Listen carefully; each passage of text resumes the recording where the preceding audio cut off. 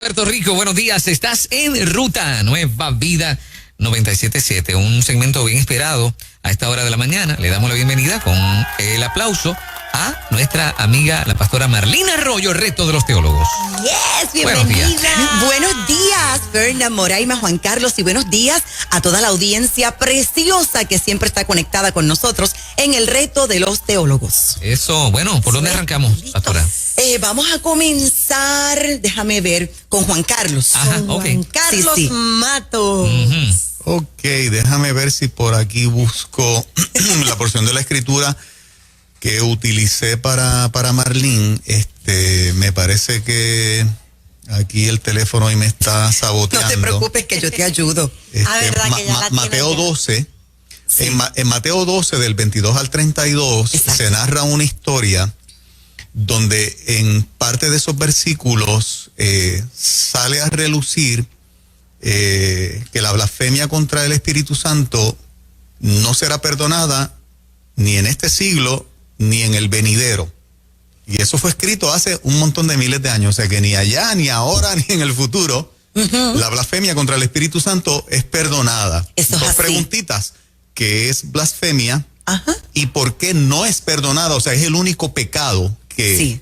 aparentemente, no tiene perdón. El No que tiene blasfema, aunque no tiene perdón. Ni tuvo, ni tiene, ni tendrá. Ni tendrá.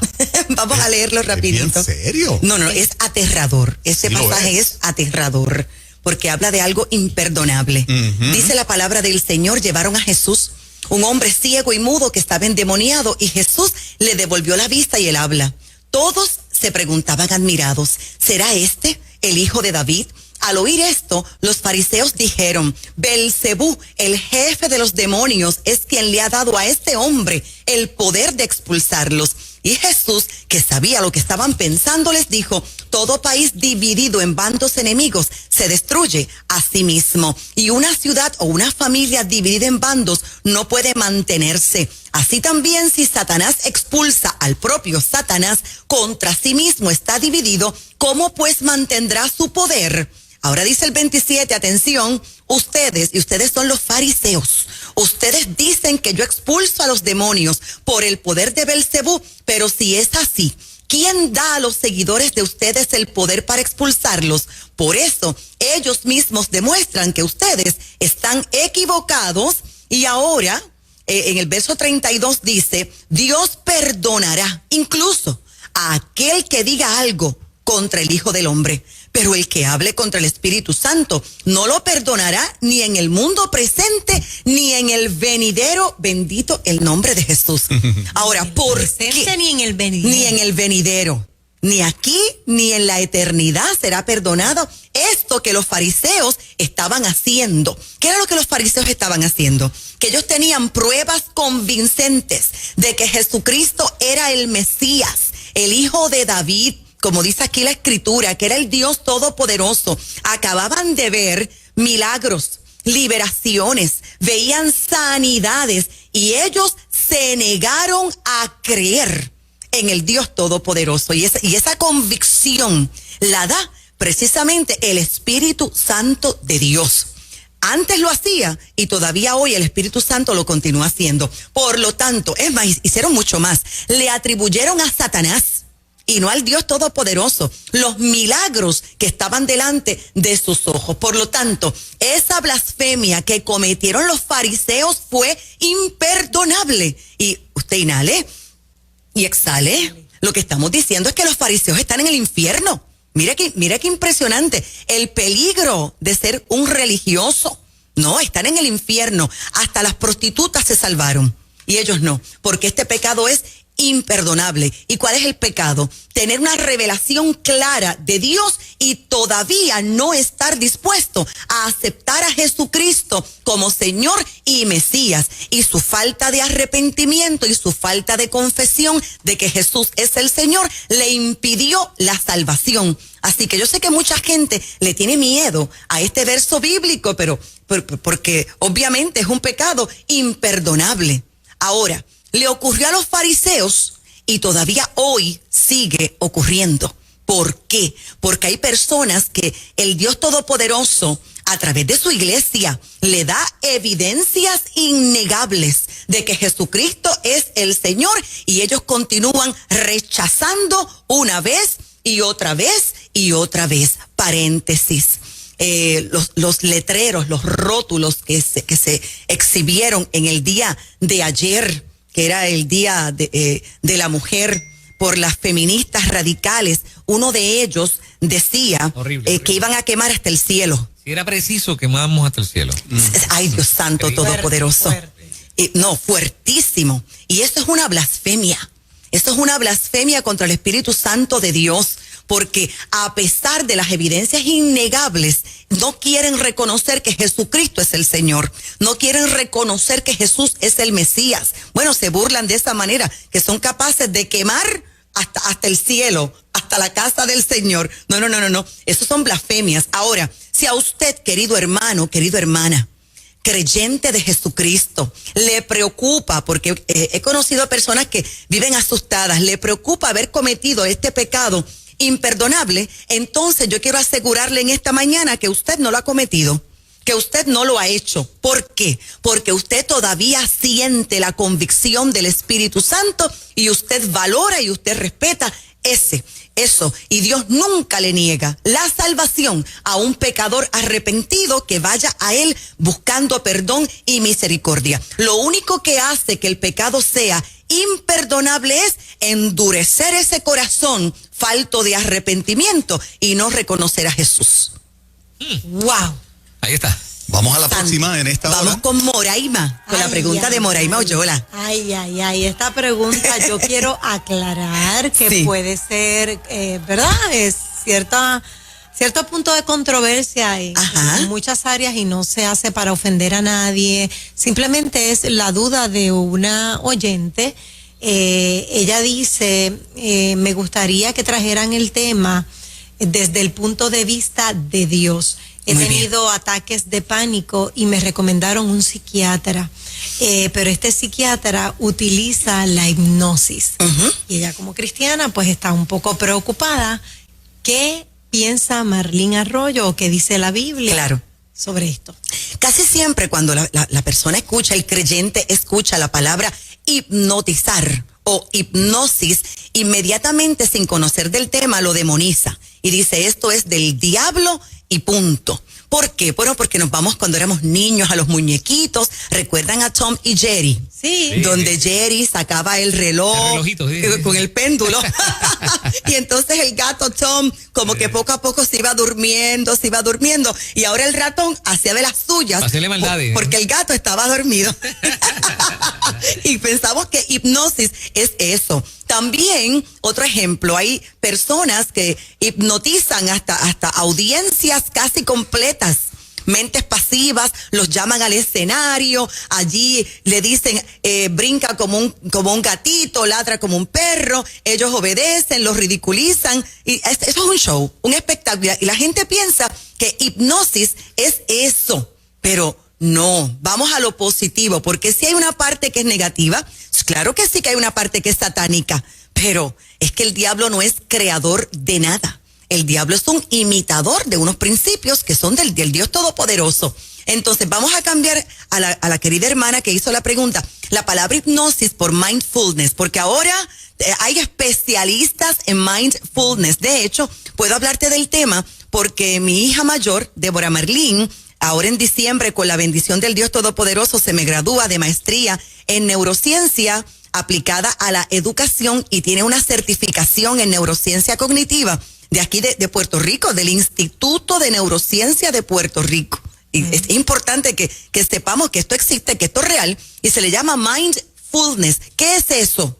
Es una meditación, pero es una meditación guiada, donde la concentración, vamos a llamarle de la persona, porque esto no es necesariamente un paciente, la concentración de la persona es tanta que está tan conectada a la voz del profesional, a la voz guía, que podría tener hasta movimientos involuntarios a causa, no de nada espiritual, a causa del sistema nervioso. Esto no ocurre siempre, esto ocurre cuando hay una conexión completa. Esto es una terapia que busca regular las emociones y se le dice a la persona, quiero que te sientes con la espalda derecha, quiero que tengas las piernas derechas, vas a colocar las manitas ahí sobre tu falda, vas a cerrar tus ojos, respira profundamente y la voz guía va guiando a esa persona.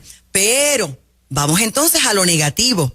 Pero cuando esa voz guía es inapropiada, es satánica, quiere mezclar esto con religión, quiere apoyarlo con ideas espirituales, con la chakra, con el aura, etcétera, pues entonces aquí es donde viene lo negativo. De hecho, puede ocurrir hasta demonización, pero nosotros los creyentes, analícelo. Nosotros los creyentes, cuando entramos en momentos de una adoración y alabanza intensa, yo como pastora llevo 22 años pastoreando y esto yo lo veo casi en todos los cultos. Personas que levantan las manos al cielo, lloran en la presencia del Dios Todopoderoso. Ellos le entregan su corazón una y otra vez. Ellos le entregan sus pensamientos al Dios del cielo, confiesan sus pecados una y otra vez. Ahora, esta persona se apoya en Jehová, en el Espíritu Santo, en Jesús, se apoya en la alabanza, se apoya en la adoración y obviamente muchas veces es el Espíritu Santo, pero otras veces no es el Espíritu Santo. Es el mismo sistema nervioso y emocional de la persona que tiene movimientos involuntarios.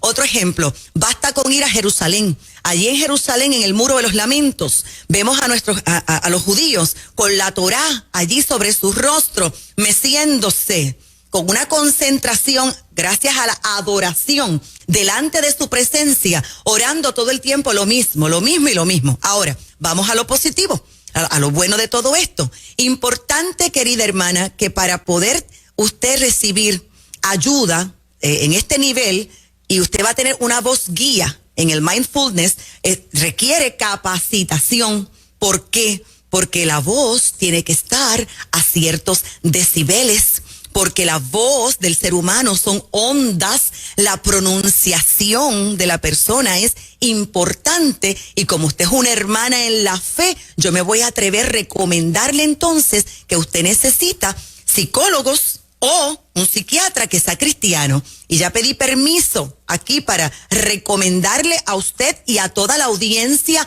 que lo necesite. Porque sí, los creyentes también necesitan una intervención, no solamente del Espíritu Santo. No es pecado buscar una intervención profesional, porque usted va donde los pastores y lamentablemente no todo pastor es consejero. Así que le voy a recomendar a unos hermanos en Cristo, unos ministros maravillosos que son psiquiatras, el doctor Alexis Torres y la doctora Milka Vega, que tienen sus oficinas en la avenida Eleanor Roosevelt 117, aquí en Atorrey. Y el teléfono de ellos es el 787-552-8380. 552-8380. Para terminar mi respuesta, pues no encontramos en la Biblia una referencia específica a este método de terapia.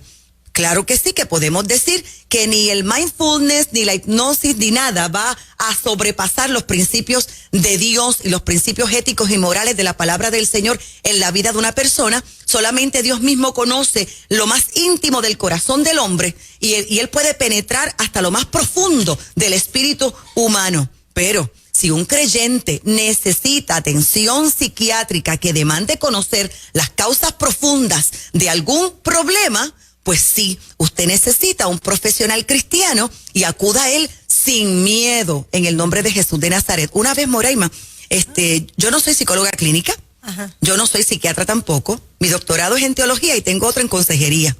Pero un día yo estaba en mi oficina dando consejería, me llegó una muchacha en crisis, pero una crisis, eran unos ataques de pánico terribles y yo comencé a hablar con ella, le dije, siéntate, respira profundamente. Yo necesito conocer a la niña, a esa niña que fue violada y ya era una mujer de aproximadamente, no sé, algunos 30, 35 años de edad en aquel momento. Y con mis palabras, con mi tono de voz, y siendo voz guía para ella, juntas caminamos hacia ese lugar donde estaba ese hombre que la violó. Y ella me describía el lugar, el momento, el hombre. en un momento determinado, ella estaba tan inmersa en su situación que me dijo, por ahí viene, me llamó hasta mamá. Y yo con mi voz, aquí está mamá, aquí estoy yo, tú no te preocupes. Yo la llevé al perdón, perdónalo, ahora mismo, perdónalo, hasta que respiró. Cuando ella abrió los ojos, ella comenzó sentada, estaba de pies contra la pared. Respiró profundamente y aquella muchacha que tenía un diagnóstico médico de que no podía trabajar más, hasta el Seguro Social le aprobaron, hoy día es una empresaria maravillosa para la gloria del Señor. Se llama liberación, se llama sanidad interior. Y obviamente que hay técnicas y estrategias para esto. No todo es fuera en el nombre de Jesús. No, hay otras cosas también. Wow. Tremendo, poderosísimo. Sí, claro que sí. Una respuesta.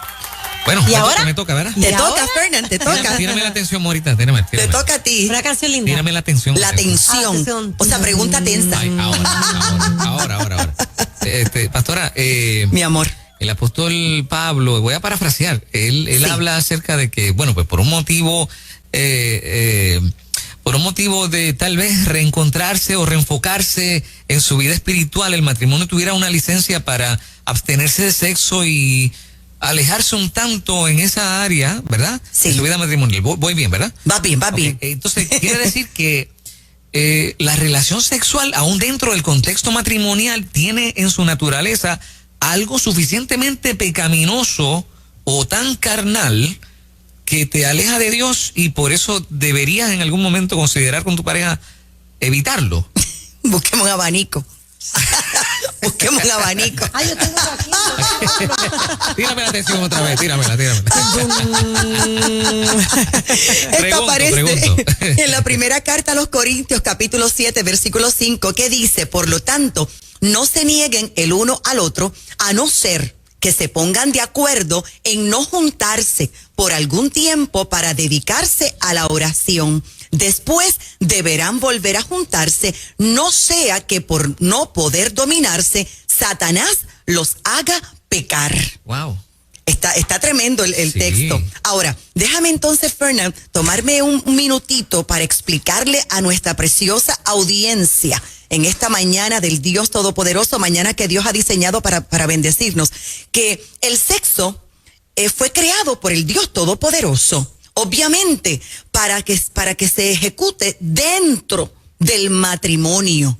Es una de las, vamos a llamarle de las actividades más sagradas y más espirituales dentro del matrimonio. Lo que pasa es que volvemos a lo mismo. El mundo todo ahora es un tabú, todo lo ha demonizado porque la gente lo demoniza. ¿Por qué? Porque ven lo que es incorrecto, porque ven el mal uso, el pecado, lo inapropiado, y a veces se privan de conocer la santidad y lo sagrado de la sexualidad.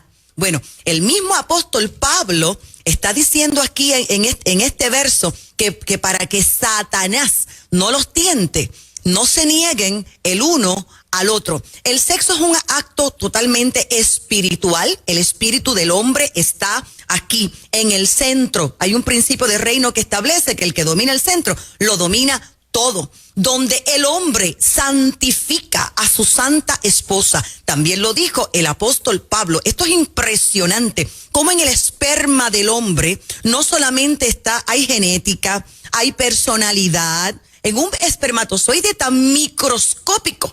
Pero dentro de ese esperma de un hombre de Dios, allí también, además del talento, la habilidad, la destreza, también hay unción, también hay presencia del Dios Todopoderoso. Lo que mi esposo depositó en mi vida con mi primera hija fue un espermatozoide microscópico. Dios mío, lo demás lo aporté yo. El óvulo, mi cuerpo, todo lo aporté yo.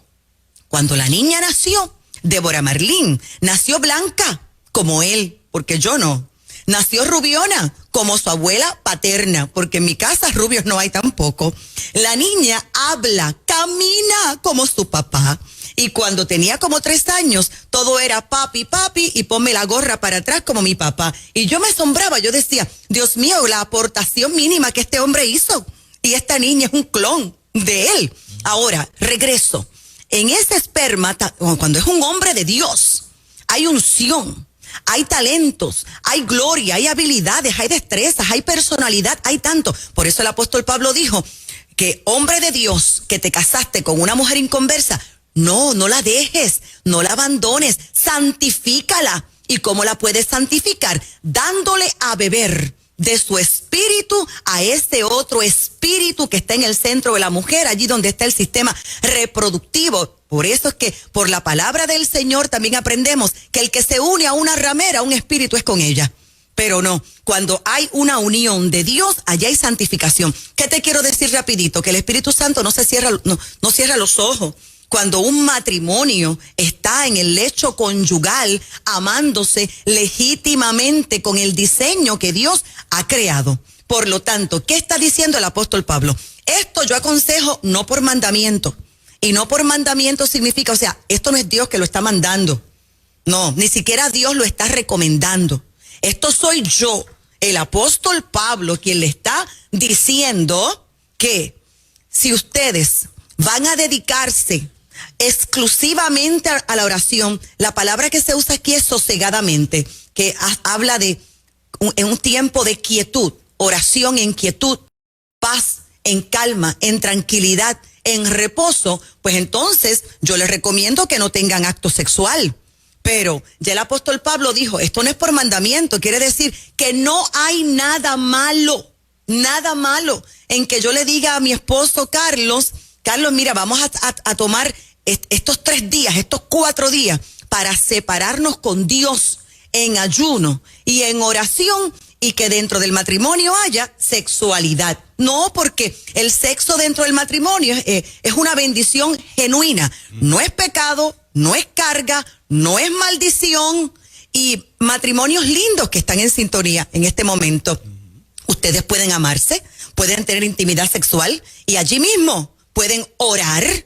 Y yo no dudo en ningún momento que el Espíritu Santo pueda bautizarlos. Yo conozco una pareja de honeymooners que iban tan nerviosos para la luna de miel recién casados que se pusieron y que a orar, ¿verdad? Y orando, amándose y glorificando al Señor, y el Espíritu Santo la bautizó a ella. Yo también conozco una pareja que tuvo esa experiencia. Sí, es maravilloso. Sí. Podríamos hablar mucho sobre este tema, pero qué lindo que haces la pregunta, Fernand, porque tenemos que traer el contexto bíblico, sano, santo, saludable de lo que es la sexualidad dentro del matrimonio, porque muchos jóvenes que se van a casar, los pastores no se atreven a tocarle el tema, padres tampoco se atreven a tocarle el tema, y ellos se van como si fueran a pecar, como si fueran a hacer algo terrible, algo malo, y no entienden que es algo sagrado y espiritual. A veces conocen más del mundo y como el mundo lo enseña, que lo que la iglesia tiene que enseñar. Wow. Sí, contrario a la premisa o a la connotación de suciedad, es lo contrario. Como el sexo es bueno, exacto, tienen que estar en mutuo acuerdo, porque de lo contrario, él y ella serían tentados cuando una sola parte es la que se retira. Exactamente. Tiene que ser en acuerdo, porque como es bueno, no termines buscándolo donde no lo tienes que buscar. Es que mucha gente pudiera pensar lo contrario. Bueno, entonces tienes que abstenerse porque es malo. Sí, no, estoy totalmente de acuerdo contigo, que mucha gente lo puede ver así. Ajá. Exacto. Una vez un pastor quedó sorprendido conmigo porque tocamos el tema. Y yo le dije, pero ¿por qué, pastor? ¿Por qué cuando usted va a ayunar y va a orar, usted no puede acostarse con su esposa? Y abrió los ojos como que, no me digas que usted cuando ayuna y ora, usted tiene intimidad sexual con su esposo. Y yo, pues sí. Claro. Yo no estoy pecando ni le estoy fallando al Dios Todopoderoso. Pues sí, nos neguéis el uno al otro, porque tienden a haber tantas cosas malas. Connotación mala. Exactamente. Están más alineados al mundo que al reino. Correcto. Sin darse cuenta, tal vez. Sin darse cuenta. Sí, sin darse cuenta. Permea mucho todavía. Los educaron así. Sí. Muy interesante el tema. Demasiado interesante. Marlene, gracias como de costumbre. No, gracias por a tus ustedes. Respuestas a este tremendo reto teológico que te hacemos aquí todos los miércoles. Contentísima con estas preguntas que me dan el espacio para poder continuar haciendo lo que amo, que es educar a la gente linda. y más cuando son temas así controversiales. Me gusta mucho para que la gente tenga más claridad, ¿verdad? Y saben que pueden comunicarse con esta servidora llamándonos al 787-644-2544. No olvide que tenemos nuestro nuevo libro, Trasiego de Gloria. Lo puedes adquirir al 787-644-2544. Y nuestra iglesia escuela, Southeastern Victory College en Ponce, tiene su matrícula abierta, pero tenemos ahora también una iglesia escuela en San Juan. Wow. Y es Essency Arts. Y anótelo, que tiene un 50% de descuento hasta el 15 de abril. Para más información, llame a este número. Anótelo. 787-368-3515. 368-3515. Una iglesia escuela especializada en teatro musical. Qué bonito. Teatro musical, excelente. Gracias, pastora. Gracias a ustedes. Bendiciones. Los amo mucho. En Ruta Nueva Vida 97.